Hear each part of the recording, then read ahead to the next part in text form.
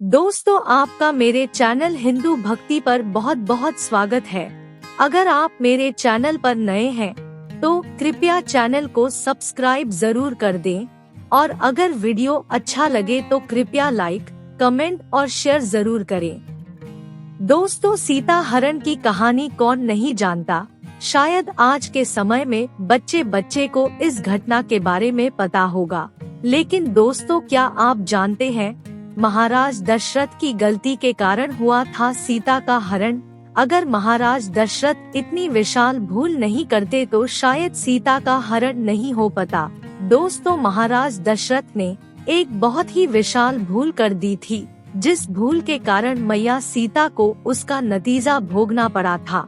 दोस्तों, महाराज दशरथ की गलती के कारण माँ सीता का हरण हुआ था।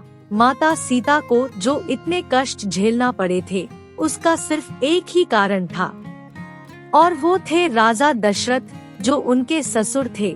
नमस्कार दोस्तों, स्वागत है आप सभी का मेरे YouTube चैनल पर। आज हम आप लोगों के सामने ऐसी अलौकिक ज्ञानवर्धक कहानी लेकर के आए हैं। दोस्तों, आज के समय में सभी लोग विद्वान हैं, जिन्होंने बहुत सी कथाएं सुन रखी है। शायद अब सभी लोग जानते हो, लेकिन मैं आप लोगों के सामने एक ऐसी छोटी सी कहानी लेकर के आई हूँ। इस कहानी को सुनने के बाद आप लोगों को मालूम पड़ेगा, अगर महाराज दशरथ ये गलती नहीं करते तो शायद सीता का हरण नहीं हो पाता। वैसे दोस्तों, हमारे विद्वान कहते हैं रामायण की कई किताबें हैं और हर एक किताब में हर एक अलग कारण बताया गया है। रामचरितमानस जो तुलसीदास महाराज की है, उनकी हर एक चौपाई मंत्र का काम करती है। तो चलिए, आप लोगों का ज्यादा समय बर्बाद ना करते हुए गौर करते हैं इस कहानी की तरफ कि ऐसी कौन सी गलती हुई थी महाराज दशरथ से कि रावण माता सीता को हरण करके ले गया।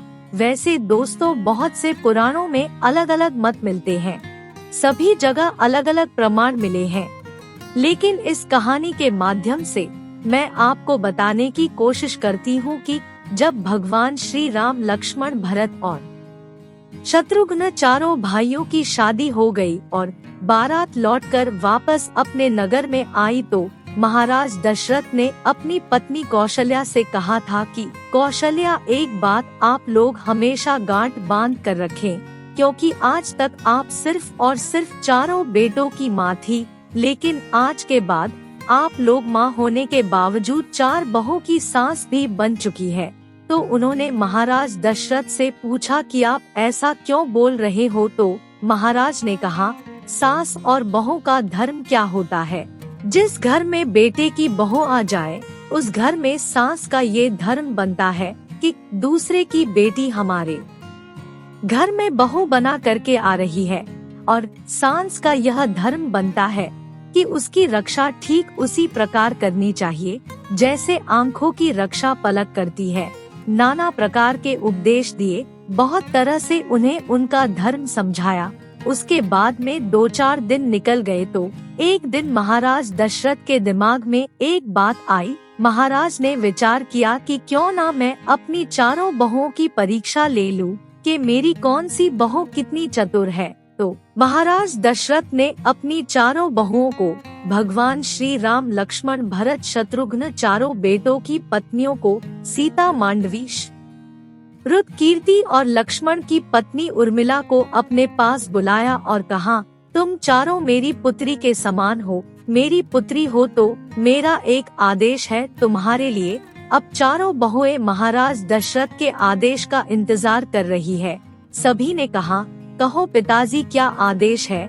महाराज ने कहा, आदेश ये है कि आज तुम चारों अलग अलग रसोई बनाओगी अपने अपने हाथों से, फिर देखते हैं कौन बहू कितनी चतुर है और कितनी जल्दी खाना बना कर लाती है। अब चारों बहुएं वहाँ से चली गई। सभी के दिमाग में ये बात आई कि मैं पहले पहुँच जाऊँ, मैं पहले पहुँच जाऊँ। चारों के दिमाग में एक ही बात चल रही थी और फिर उन चारों ने खाना बनाना शुरू कर दिया। 56 प्रकार के व्यंजन बनाकर तैयार किए गए। तो सबसे पहले भारत की पत्नी, जिसका नाम था मांडवी, खाना लेकर चली। उसने बहुत अच्छे तरह से खाने की थाली को सजा दिया। थाली में तरह तरह के पकवान रखे और ले जाकर थाली महाराज के सामने रख दी। दोस्तों जी, चौकी पर महाराज दशरथ बैठे हुए थे, वहीं ले जाकर उसने थाली रख दी और कहा, पिताजी भोजन करिए। लेकिन मांडवी एक चीज भूल गई थी कि खाना देने से पहले पानी भी दिया जाता है। महाराज दशरथ ने देखा ये भरत की पत्नी लाई है, चलो कोई बात नहीं, अभी छोटी है, नादान है, थोड़ी बड़ी हो जाएगी तो अकल आ जाएगी। महाराजा दशरथ ने मांडवी के हाथ से भोजन की थाली ले ली और वहीं पर रख ली और उसको कहा, बेटा आप जाओ, मैं थोड़ी देर में भोजन खा लूँगा। फिर तब तक लक्ष्मण की पत्नी उर्मिला खाना लेकर चली आई। उन्होंने भी जल्दी जल्दी में भोजन बनाया था। उर्मिला ने भी एक थाली में भोजन सजाया था और थाली सजाने के बाद उर्मिला भी भूल गई कि महाराज दशरथ को पानी भी देना है। अब महाराज दशरथ समझ गए कि लगता है ये बहू भी ऐसी ही है। और दोस्तों, ये बात सच है कि अगर किसी को भोजन दिया जाता है तो भोजन खाने वाले को भोजन से पहले पानी जरूर दिया जाता है। लेकिन उर्मिला भी भूल गई थी। महाराजा दशरथ ने उसके हाथों से भी थाली ले ली और उसको भी जाने के लिए कह दिया। दोस्तों, अब तीसरे नंबर पर शत्रुघ्न की पत्नी, जिसका नाम श्रुतकीर्ति है, जल्दी जल्दी में उन्होंने भी भोजन बनाया और इतना सुंदर बनाया था, इतना स्वादिष्ट बनाया था, जिसका कोई जवाब नहीं। लेकिन उससे भी एक गलती हो गई। उससे गलती ये हो गई कि वो हाथ में भोजन की थाली लेकर चली, लेकिन वो भी महाराज दशरथ को जल देना भूल गई। महाराजा दशरथ ने उसके हाथ से भी खाना ले लिया और उसको भी जाने के लिए कह दिया। अब महाराज दशरथ के सामने तीनों थाली रखी हुई है, लेकिन उन तीनों थालियां में से महाराज दशरथ ने कुछ भी नहीं खाया। उधर माता सीता ने बहुत ही अच्छे से भोजन बनाया, इतने अच्छे तरीके से बनाया कि उसमें सुगंधी अलग ही तरीके से आ रही थी। उसके बाद मैया सीता ने एक थाली में भोजन लगाया और अपने हाथों से भोजन की थाली को उठाया, चलने के लिए तैयार ही हुई थी कि तब तक माता सीता को ध्यान आ गया कि जब किसी को भोजन देते हैं तो भोजन से पहले उसे पानी दिया जाता है। मैया सीता ने सोचा, मैं तो पहले ही इतना लेट हो गई हूँ, मेरी तीनों बहनें मेरे से पहले भोजन लेकर मेरे ससुर के पास पहुँच गई। मेरे पिताजी मेरे बारे में क्या सोच रहे होंगे। तब सीता माता ने एक हाथ में भोजन की थाली ली और दूसरे हाथ में जल का लोटा लिया।